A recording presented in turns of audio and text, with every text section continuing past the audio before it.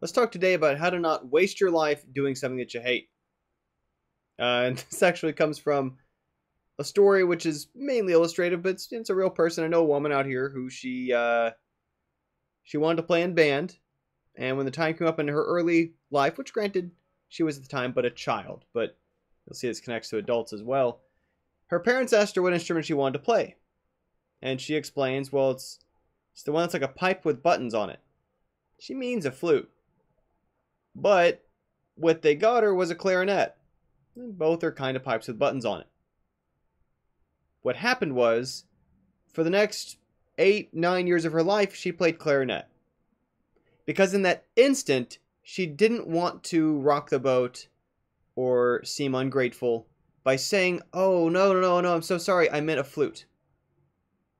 And while clearly, again, it's one thing, it's understandable a child has a hard time speaking up about these things. How many of you, do you know adults who have this problem too? Who will say something or will not say something because they want to be cooperative. They want to be friendly. They don't want to come across as aggressive. They don't want to seem, again, like they're rocking the boat.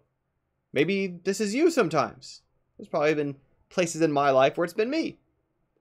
Where we have this tendency, and it comes from a good place, where we want to be a team sport, want to go along with things, don't want to create a big fuss over ourselves. But quite often, it doesn't even really inconvenience others all that much. I mean, right in our flute scenario, what would have happened if she hadn't played the instrument yet? Do you think they probably could have returned the clarinet and got a flute? Probably. Right? There's oftentimes in these situations, if you speak up about it, you're not really inconveniencing others.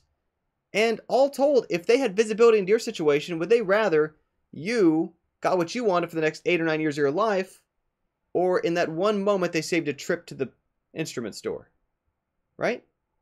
And this is so often the case where we don't want to inconvenience others. We don't want to come across as rude.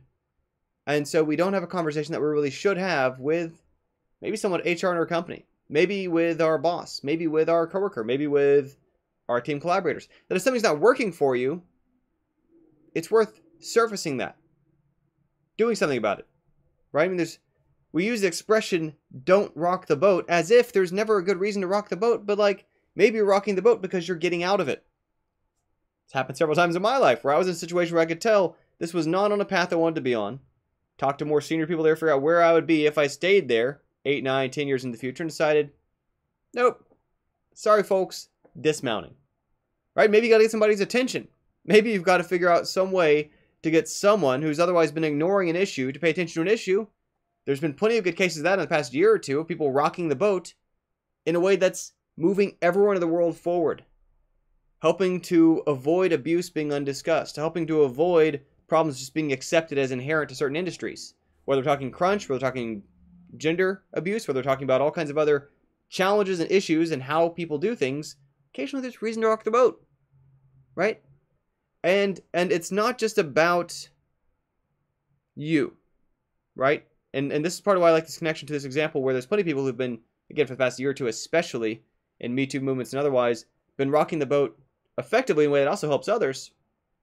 When we look out for ourselves, it actually also helps out other people in our pattern, helps other people in our situation, right? And if you're a freshman in college, just as a hypothetical, and you feel like the program is doing a poor job about something and delivering on what it's supposed to be doing for freshmen in college, and you speak to the people in charge of the program about that, it's going to help all the freshmen in that year of college after you, right? It's going to help probably all the same people in your same class who are having the same issues.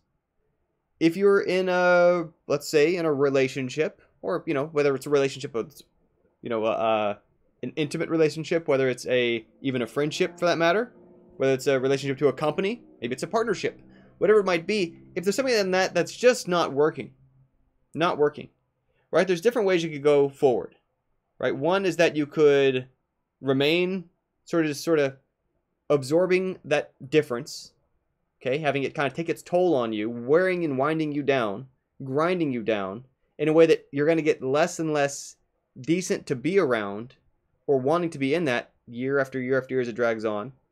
Or you can speak up about it. And you might say, well, what if that, causes issues? And either it's going to leave those issues getting fixed by being surfaced and discussed, or it's not, in which case at least you've surfaced it before those years went away where you were stuck, where it was not helping you, it was not helping them. If anything, because it's tearing you down, again, that's not a healthy thing for the other person to be in either. And nor is it necessarily healthy for the other person, again, which might be a business partner for that matter, to get the confusion that this is somehow okay in a way they're going to carry that forward into their future connections or their other connections in life around them, that when you rock the boat, it really can be beneficial to not just you, but to others around as well. That it's something that, I know sometimes we get this in our minds that it's just about us and that we don't want to be like that, we don't want to come across that way, but it helps others. You know, it's something that while I try to not be an argumentative or hostile kind of vegan. I am a vegan. I don't eat meat products or animal-related stuff, so I don't do eggs and dairy and all that kind of stuff. But when I go to some sort of restaurant or whatever, and I'll ask, you know, does this thing have dairy in it? And if they don't know, I have to ask them, can you ask someone who does? Can you ask the cook? Can you ask the manager? Can you find me an answer to that question? I'm not being harsh about it. I'm being, just navigating that information because it's information that they need to know. Because I'm not the only person who's gone into that restaurant. Other people who are lactose intolerant will have the same question. A restaurant's got to know what's in their food that they're serving. And again, whether it's these small cases, big cases, if something's not going the way you want it to go, you got to find some way to speak up about it. That's going to lead to you either improving the situation or find yourself into a better one. But the alternative is to just let it continue dragging out, absorbing it, as if you're doing some kind of favor, as if you're helping out somehow. And again, it's usually not, because it's usually going to build up over time. It's going to wear down on you. You're going to become less and less of a good partner, friend, worker, whatever it might be. Eventually, oftentimes, it explodes, right? The pressure lets out. That buildup, that can't happen indefinitely. And certainly, I don't want it to happen to you. So that's all for today. I'd be curious to hear in the comments if there's a situation where you've spoken up. Maybe it was hard to do. Maybe it was a workplace. Maybe it was a school situation. Maybe personal. And obviously you can anonymize, leave details out, whatever. But it's curious to hear, is a situation where you felt like for a while you resisted speaking up about something because it wasn't working for you until you realized you just had to. And I bet if you look back at those situations more often than not, you're glad you did as opposed to glad, wish you didn't. That's all for today. Thanks for always tuning in. I'll have another video for y'all tomorrow.